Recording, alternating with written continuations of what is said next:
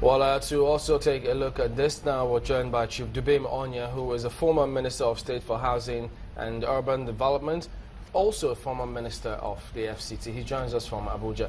Good morning and thank you for joining us today. Well, let's get your perspective first and foremost about what you think of how this government has performed so far. It's not loud.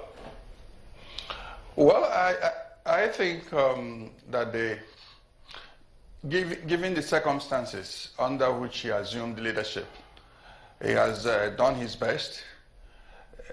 We must realize one thing.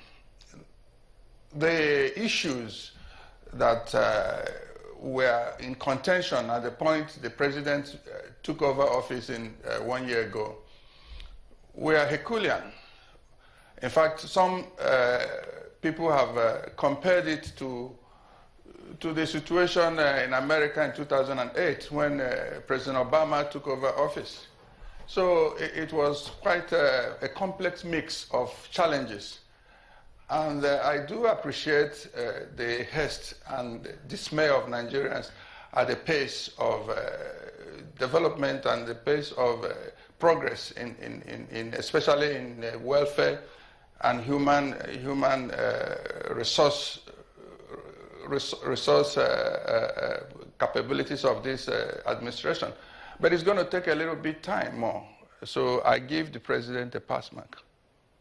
Well, okay, let's go on to some of the specific ones that they said they were going to achieve in terms of job creation and economy. Many don't agree with that one, especially when they say they were going to get ahead and create 3 million jobs a year, provide several other things. Is it also a pass mark in that respect?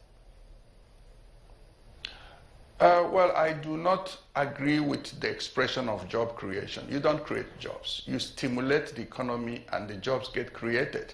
So there's a misnomer in the first place. You know, our manufacturing base is very weak.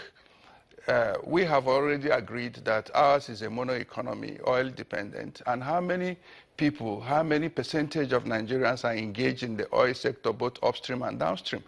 Now, the job creation issue is a joint responsibility of the organized private sector and the government. So I think it has to involve a well laid out plan by government over a period of time to create jobs.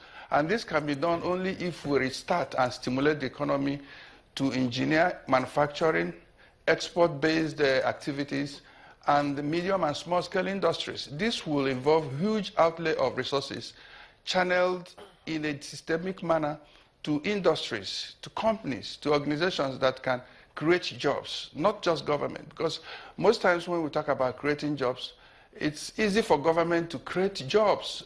These are funny jobs that have no input in the economy whatsoever. They are political jobs. So what we should be looking at is what programs government have going forward in the next couple of weeks, months, what they have to say and do in terms of re-engineering the process of stimulating the economy, because right now the economy is contracting, and what that means is that we could jolly well be heading towards recession. And when you're faced with this kind of situation, you do not increase squeeze on the liquidity, you expand the economy, you stimulate the economy by creating a manufacturing base, by creating platforms for small and medium scale industries to thrive. And these are the huge platforms that absorb labor. And that's the only way we can create jobs. I think government is approaching this area, but I still believe that they're on the right track.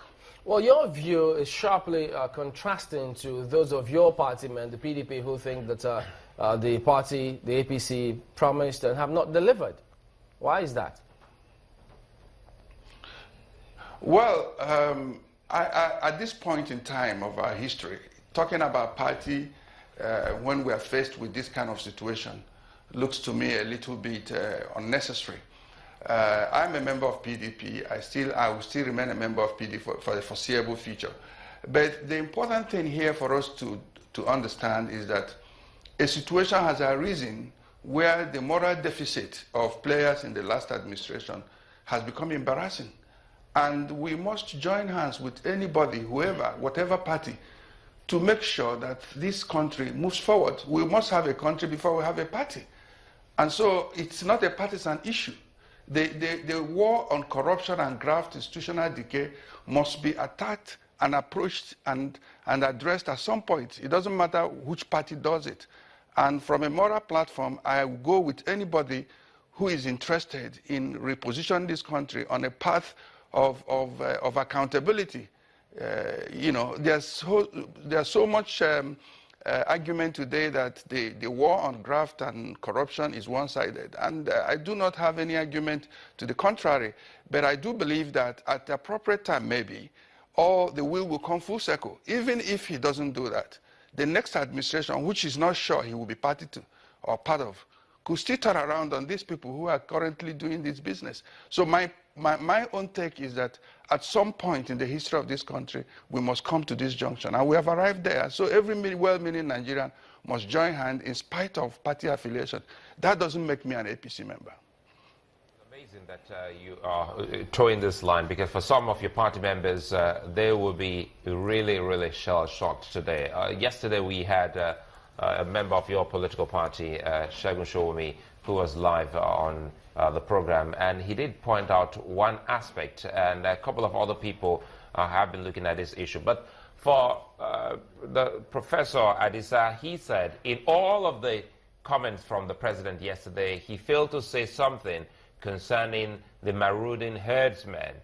What would you say as a member and as a Nigerian listening to or who has given the president some form of pass mark in some of the things he set out to do? Do you think that that was an oversight or deliberately avoided by the president? Well, let me say this. Look, here's the thing.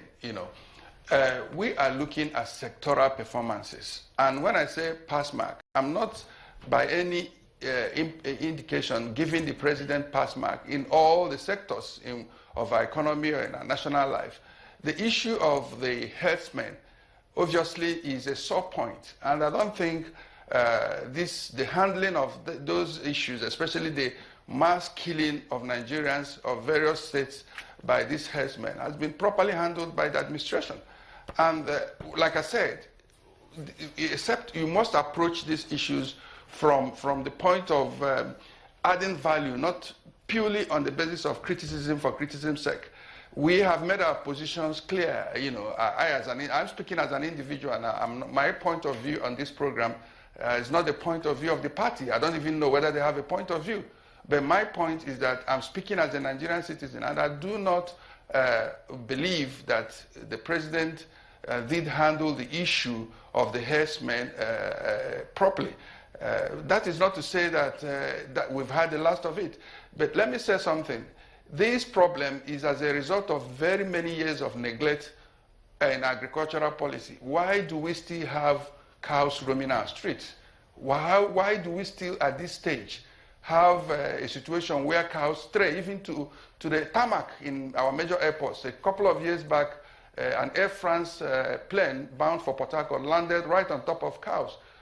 So we can't be sweeping these things under the carpet. This is a collapse of agricultural policy over the years, because we cannot be relying on feeding 180 million people with meat from grazing on the streets and our highways and our walkways and our parks and schools. So there must be some deliberate policy.